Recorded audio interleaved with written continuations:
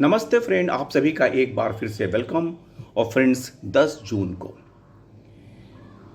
जो AIBA का delegation meeting था, वो जो चेंज हो गया था, जो साइन डाई हो गया था, एडजॉर्न हो गया था, वो कल बेंगलोर में 10 जून को कंक्लूड हो गया और CS वेंकटाचलम पुनः अपने टीम के साथ वापस आ गए। ऐसा पोस्टर आ रहा है कि democracy won, unity prevails, congratulations to newly elected leadership of AIBA at 30th all India conference. और इस संबंध में 11 जून को ही एक सर्कुलर AIBA द्वारा लिखा गया है। Adjourn delegation session held at Bengaluru today concluded successfully. और उस बारे में उन्होंने पूरा ब्यौरा लिखा है कि और एक सफलता की बात है कि 30 जो उनके मेंबर्स थे वो जीत गए हैं। और उसमें जो पुराना ही team, president Ram Babu BS, vice president Sharma JP, Shankar N and Parthi Chand, Janak Rawal, और main general secretary Shri Venkatachalam and secretary Indranil Mitra, और भी ज्वाइंट सेक्रेटरी, ट्रेजरर और ज्वाइंट ट्रेजरर हैं। यानी कि कह सकते हैं कि जो इनकी पूरी टीम पुनः वापस आ गई। अब सवाल ये है कि ये लीडरशिप जो पिछले कई सालों से काम कर रही है और किसी भी प्रकार से बेनिफिशियल नहीं है, ना तो सर्विंग एम्प्लॉय के लिए, ना रिटायरीज के लिए। लेकिन सवाल ये है कि जब हमारे ही डेलीगेट्स उनको चुन के उस टीम को वापस ला रहे हैं, तो उसमें हमारे पास कोई विकल्प नहीं है, हमें एक्सेप्ट करना ही होगा। लेकिन क्या ये समय सिर्फ CS वेंकटाचलम को आत्मचिंतन का, आत्ममंथन का नहीं होना चाहिए? आपने किसी तरह से any how you have managed, चलिए आप बहुत सबसे बड़े खिलाड़ी थे और आपने मैनेज कर लिया, आपने सबको धराशायी कर दिया, चाहे वो यंग डेलीगेट्स हो, चाहे ओल्ड डेलीगेट्स हो, चाहे आपके सामने खड़े हुए नेता हो, आपने सबको परास्त कर दिया। और फिर आप पुनः उसी मलाईदार गद्दीदार पोस्ट पे काबिज हो गए। ये आपकी काबिलियत कह सकते हैं या आपका ठगपन कह सकते हैं कि आपने any how you have managed. चलिए, लेकिन सवाल यह है कि अब इतने पुनः अपने पद पे स्थापित होने के बाद क्या आपका उम्र, आपका समय आपको ये अलाउ नहीं करता कि आत्मचिंतन करें, एक बार आत्ममंथन करें? कोई भी आदमी जितनी भी गलतियां करता है, एक बार समय ऐसा आता है उसके जीवन में कि वो प्रायश्चित करता है, आत्मचिंतन करता, आत्ममंथन करता है कि मैंने जिनके साथ धोखा किया उन लोगों के लिए मैं क्या कर सकता हूँ। अब आपका समय भी है कि आप एक बार आत्मचिंतन करें, आत्ममंथन करें कि जिस गरिमामयी पोस्ट पे आप हैं उसके लायक आपने क्या कंट्रीब्यूट किया, आपकी तरफ से क्या दिया गया।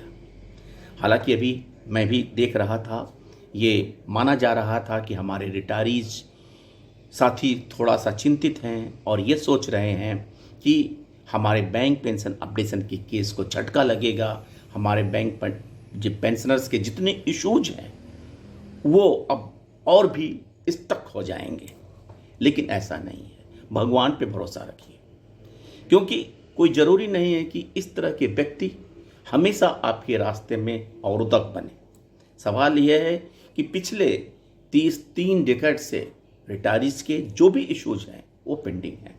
ये सच है कि किसी भी नेताओं का हम AIBA को दोषी क्यों केवल दें, आईबॉक भी उसमें शामिल है, और भी जो यूनियंस हैं, NCB है, आईबॉक है, NOBOW हो, जो सत्ता से जुड़ा हुआ है, उसने भी क्या किया? हाँ, दावा करने के लिए सब जरूर कहेंगे DA न्यूट्रलाइजेशन करवा दिया, फैमिली पेंशन करवा दिया, और जबकि DA न्यूट्रलाइजेशन फिर हमारे सर पे आके खड़ा हो गया, स्पेशल अलाउंस सर पे खड़ा ही है। तो सवाल इसका नहीं है, सवाल है हम ये क्यों सोचें कि बैंक पेंशन अपडेशन को झटका लगेगा। मेरा मानना है कि ठीक है, ऐसे अवरोधों को पार करने के बाद ही हमको सफलता मिलेगी। खैर, जो चीज़ अपने बस में नहीं है, क्योंकि ये चुनाव डेलीगेट्स को करने थे, डेलीगेट्स ने चुनाव किया, वो टीम लाए। बस हमारा इतना कहना है कि श्री वेंकटाचलम सर, आप आत्मचिंतन करें, आत्ममंथन करें और आप जितना भी अच्छा इस उम्र के आखिरी पड़ाव में कर सकेंगे वही आपके जीवन की असली उपलब्धि होगी। तो फिलहाल हमारे जो सर्विंग साथियों हैं उनके लिए 5 डे बैंकिंग, PLI जो सामने पड़ा है, रिक्रूटमेंट, ये सारी बातें पार्ट टाइम कर्मचारियों के बारे में जो बातें हैं, जो आउटसोर्सिंग हो रही है, इनके बारे में काम करें और काम ना करें, इसका आउटपुट, वैल्यूबल आउटपुट दें। और उसी तरह से हमारे जो रिटायरी साथी हैं जिनके मेन मुद्दा बैंक पेंशन अपडेशन है, स्पेशल अलाउंस का है, DA मर्जर का है और हेल्थ इंश्योरेंस का है, इसके बारे में ही काम करें ताकि आने वाले दिनों में लोग CS वेंकटाचलम को याद करें, उनको गाली न दें।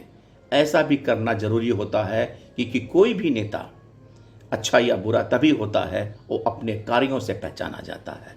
सो फ्रेंड्स, हमारा मानना है कि जो चीज़ हमारे बस में नहीं था उसके बारे में मत सोचें और ये भी मत सोचें कि बैंक पेंशनर्स को कोई झटका लगा है अथवा कोई दिक्कत होगी या हमारी मांगें आने वाले दिनों में पूरी नहीं होगी। हम जिस धैर्य और विश्वास के साथ पिछले 30 साल से आगे बढ़ रहे हैं, हम उसी धैर्य और विश्वास के साथ आगे बढ़ेंगे और आने वाले दिनों में यही मांग करते हैं कि हमारे जो भी प्रेजेंट नेता हैं, CHV की टीम हमारे साथ न्याय करे, हमारे लिए आगे बढ़े और हमारे लिए काम करे। थैंक यू फ्रेंड्स, नमस्ते।